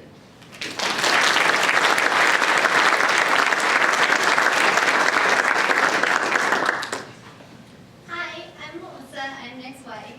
And for me, Per was my second dad. So you know how dads always ask when you're little, what happened in school today? What did you do? Apparently, Nick always said nothing. So when we were dating, Per always asked me, so what happened in high school? Do you have any drama, any juicy stories you can tell me? I went to a small high school in Oklahoma, which was a good high school, but we did have our fair share of drama and teen pregnancies and things that might have happened that shouldn't have. So I was all too happy to oblige him and tell some lovely stories from my high school. And that's really how I got to know him, just over dinner, sharing these random stories. And he took such a genuine interest in my life, in my past. He wanted to know about the science fair projects that I did, the one I did in first grade where I was coloring plants with food coloring. He wanted to know every single thing. And then when Nick and I got engaged, Per was the first person that we went to see in person and actually tell him that we were engaged now, show him the ring and everything. And he was the perfect dad mix of trying to remain calm as to not freak out the newly engaged couple and like bouncing off the walls excited for everything. So it was super awesome. He actually took our first very unofficial engagement pictures, just kind of right outside his office on the terrace. And when it came time for our wedding, I made sure that I got to dance with him, just like I did with my dad. And I'm just so grateful for the 4.5 or so years that I got to share with him and have a lovely second father.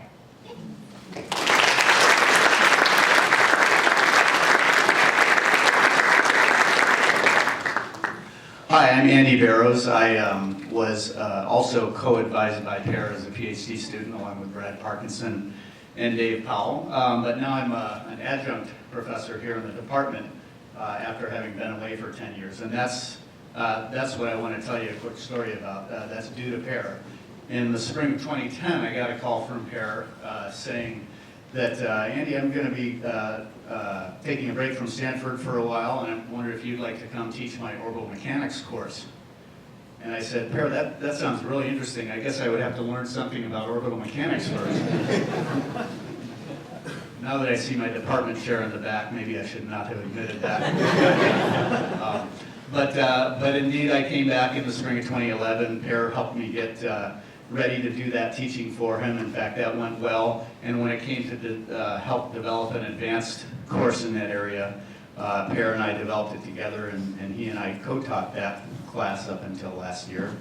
When it came time to develop an undergraduate course for our new undergraduate program, it was Per who had the most spot-on advice about teaching undergraduates. And so I just wanted to thank Per for his influence on me, not just as a student, but now as a teacher, and for helping convey that joy to me. I only hope I can convey the same joy to the students that I have and that we have in our department. So I wanted to say thank you to Per. Your influence is always greatly felt in our department, and I still feel like every time I teach, I'm co-teaching with you. Thank you.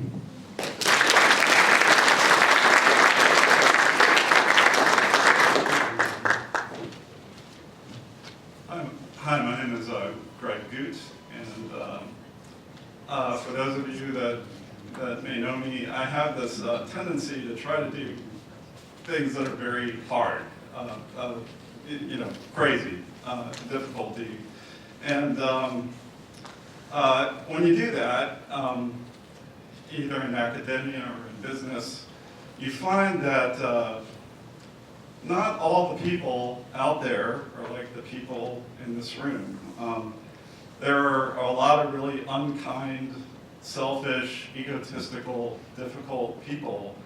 And when you're trying to do your thing, they're trying to stop you. They're trying to crush you, frankly.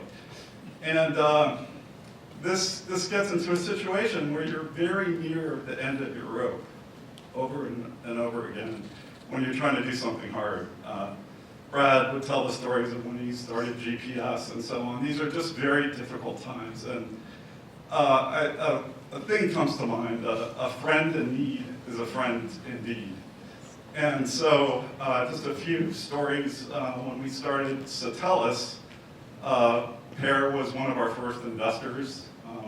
We almost went out of business 2 or 3 times. He found a way to reinvest in the company. He was on our board of advisors. He was on our board of directors, and he helped us get on the cover of GPS World and so on. But I think the thing I will remember that hasn't exactly come out here was his courage, his strength. When I called him, we weren't laughing.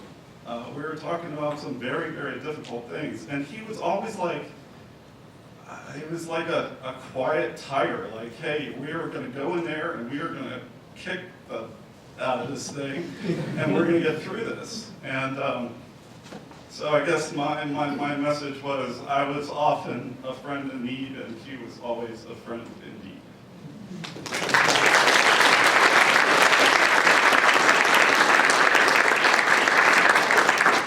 So we're going to close with Bessie Rose again, singing us a closing song.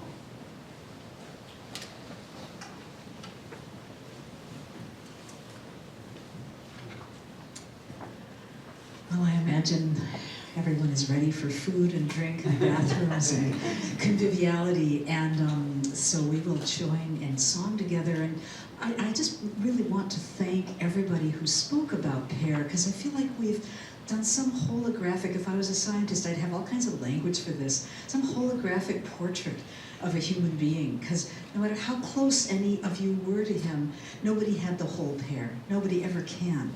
But because of you, I didn't really know Pear well. He was my husband's dear friend, and a wonderful story. I heard more stories about Pear than actually being with him.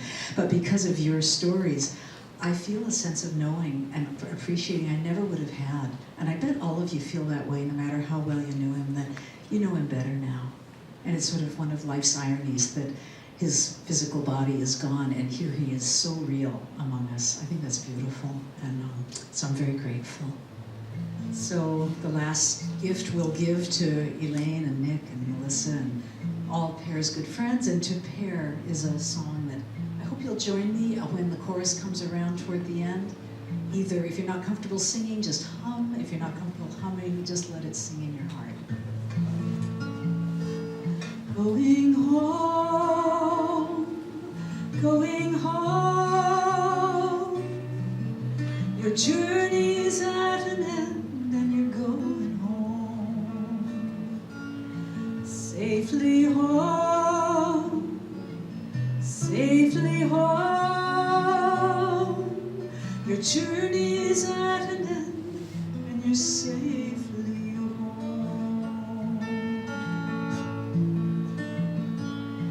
Life is long, life is brief. First a green and tender shoot, then a falling leaf. Some days seem endless, but the years fly by so swift. And when the whole is gathered in, you know each moment was a gift. Going home, going home, your journey is at an end, and you're going home, safely home, safely home, safely home. Your journey's at an end, and you're safely home.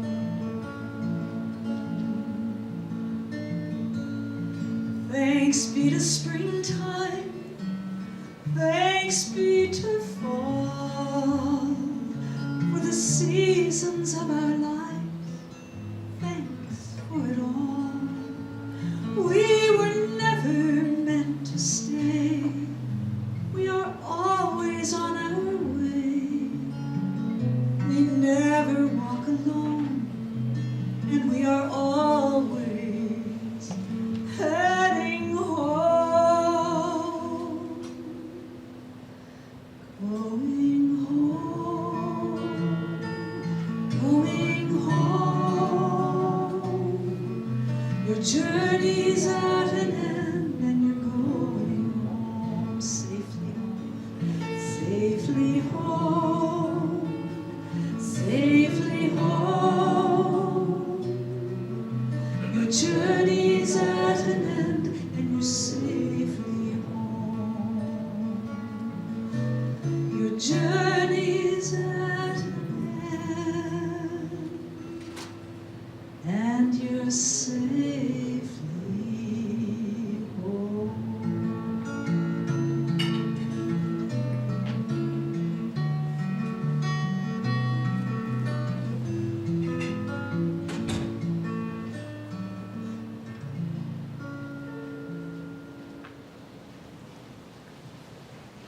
Thank you.